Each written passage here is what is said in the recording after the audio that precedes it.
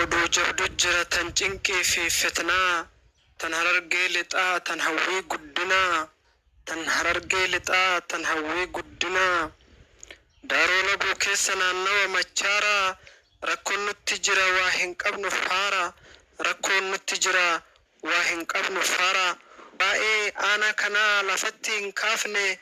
waliif himna amma ifa walii baafne qur'aanni gubatee cal jennee ilaallee masjidnis gubatee biruma dabarree masjidnis gubatee biruma dabarree hedhamaatis turre ammumaan duraayyuu ni dhaabbata jennee usne firraa iyyuu ni dhaabbata jennee usne firraa iyyuu kan hidhamuu qabu silaa yakkamaadha kan gube masjidaaf kalaama khaaliqaa mana ufii taa'an badii dalaganii an kanaan na dhibe isin maal jettanii an kanaan na dhibe isin maal jettanii warroonni mootummaa kan gubbaa fi gadii maa hiitan sheekota keessattuu dubartii nama 14 jumlaadhaan hiitanii maalum balleessine maaliif nu hiitanii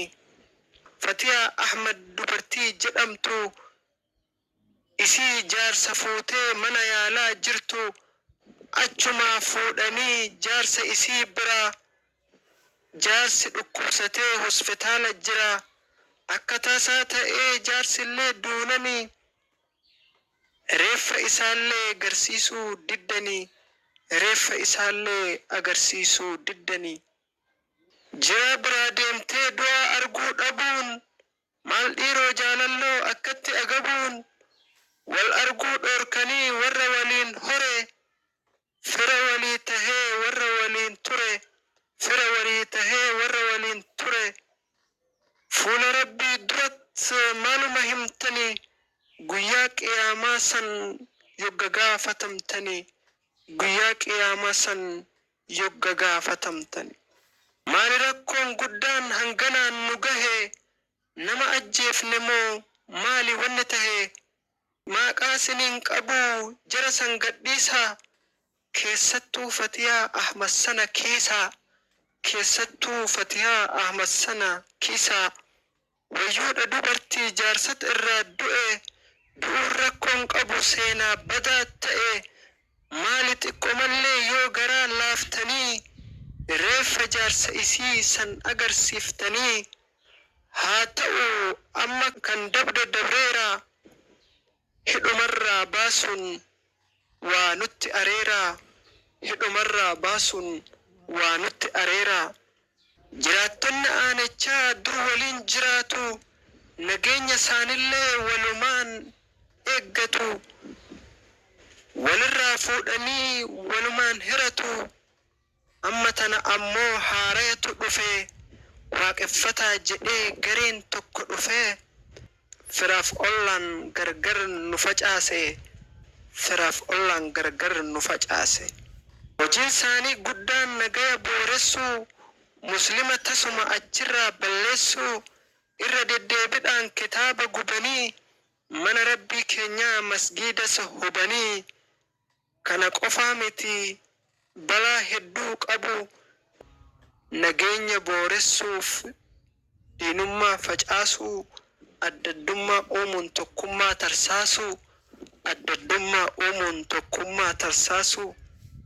akka fakkeenyatti dhaga'i rakkoo isaanii amantaan hundinuu galtuudha jedhanii amantiin islaamaa arabarraa dhufe kan kiristaanaa immoo israa'ilii dhufe hundi isaaniitu kan oromoo miti jedhanii facaasan tokkummaa oromooti jedhanii facaasan tokkummaa oromooti kanattuun dhaabbatan dhaga'i dubbii dabaa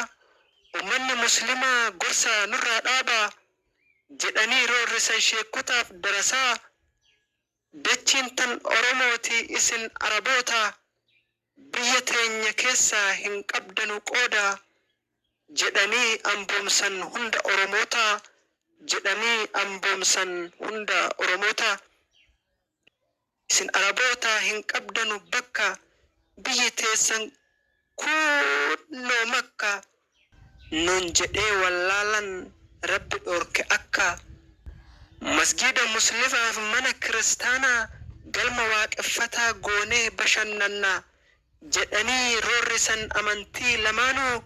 nutoo dhiiroomee akkam haa taanu nutoo dhiiroomee akkam haa taanu yaanni isaanii guddaan maqaa nu jijjiiruu waaqeffannaa fiduun amantiin nu hiruu waaqeffannaa fiduun amantiin nu hiruu waaqeffataa ta'uun silaa inni mirgumaa giddiidhaan qabsiisuun seerinni hayyamaa maqoonni arabaa aadaa nu balleesse ta'uu qaba maqaan waaquu fi waaqite jechuun isaanillee asirraa maddite waaqeffataan sirrii akkana hin jedhu Aliyyi Abdiitii kan kana nuun jedhu Aliyyi Abdiitii kan kana nuun jedhu ilmaaf abbaa seenee gargar nu facaasee waan haaraa nu fidee hundeen nu mancaasee awwaan shakkin qabaa ambayyoo dhageessaa qaama sadaffaadha kan jiru nu keessaa garee hamaa kana kan nutti qindeesse Aliyyi Abdillee nurratti mindeesse addaan nu qoqqooduuf nurratti qindeesse jiraachuu hin oolu barbaadi dhimmame lagaaf baddaa bahii asiif achi deemi lagaaf baddaa bahii asiif achi deemi kakkasii jiraannan adeeruu fixatte waa biraatii miti abaarii fudhatte yaanni siif guutamee bakka yaadden gahin umrillee dheerattee hortee tee hin argin omallee qabaannee waa takka sin goonu kanuma siin jenna humna biraan qabnu kanuma siin jenna humna biraan qabnu ka'umsa isaanii baruu ni barbaadda anatu sii himaa dhagayyaa dadda Aliyyi Abdiitii hundeessaan jalqabaa muslima ture amantiin isaa dura guyyuma keessa amantiirraa bahee amantii jijjiiree wanta kana tahe amantii jijjiiree wanta kana tahe waaqeffataa miti haqiiqaa yoo laalle abboonni duraanii waaqeffataa ture kakka Aliyyi Abdii nuti takkaan garre kakka Aliyyi Abdii nuti takkaan garre waaqeffataa baruuf deemu gujiif boorana warra duudhaa durii kabajatu sana warra duudhaa durii kabajatu sana dhagay seenaa isaa dubbii ajaa'ibaa mee waan kolfaa takkan si as fidaa mee waan koflaa takkan si as fidaa sabni Oromoodhaa sanyiin isaa maddi aadamittiin galtu shayxaanatti galti ilbiisicha guddaa isa mataa sana isa qaalii rabbii godhuu dide sana isa qaalii rabbii godhuu dide sana jedhee nu salphise namichi maraatan nu namaami jechuu samaaluma taatan dubbii akkanaa kana silaa dhagayame baqattoonni keenna silaa ari'ame sanyiin jara kanaa namaami shayxaana guddicha isa duraa sana biyya nu balleessuu mee nurraa ari'aa geejjiba qopheessaa asii nurraa fe'aa jedhanii nu galchuu addunyaa mararraa sanyii ibliis jechuun sun bar dubbii hamtuu human right jechuun sun nun ilaallatu human right jechuun sun nun ilaallatu osoo dhumnee banne addunyaa tanarraa namni nu dubbatu tokko eessa jiraa namni nu dubbatu tokko eessa jiraa sababni isaallee si shayxaanaan fira jedhanii jedhee waan nu yakkeef namichi taatiraan jedhee waan nu yakkeef namichi taatiraan nuti shayxaana miti Oromoodha Oromoon namaadha akkuma nam biraa shayxaanatti kan galu namni maaltu jira lakki nu namaami shayxaana yoo jette mirga keetii tahi yoo barbaadde mirga keetii tahi yoo barbaadde kana qofaa miti jira dubbiin biraa nikaa keessattis haarayatu jira nikaa wanni jedhu takkumallee jiru namni wal jaalannaan walumatti galu namni wal jaalannaan walumatti galuu